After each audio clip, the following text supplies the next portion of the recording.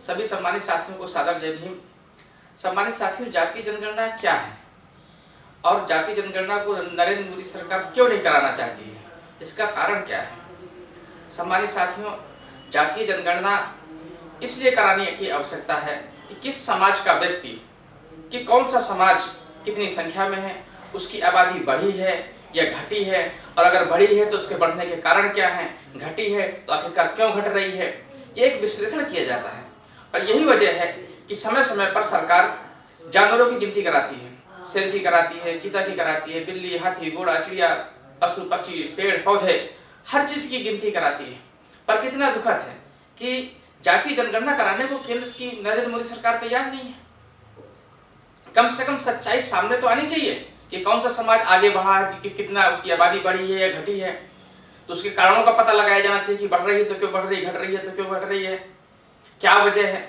सम्मानित साथियों, जो असल कारण है तो वो ये है, क्योंकि पहले समर समाज की आबादी 15% थी, अब वो घट करके 10% रह गई है।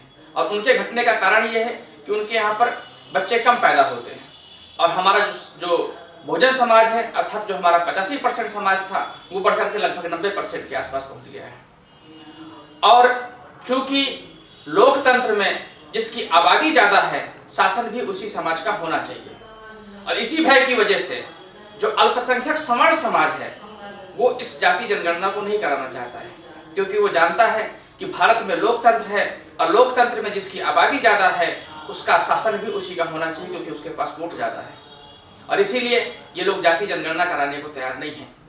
परंतु हम पूरी मजबूती से इस बात को कहना चाहते हैं कि पूरे देश और प्रदेश में जन आंदोलन, जनता तक इस विषय को पहुंचाया जाएगा।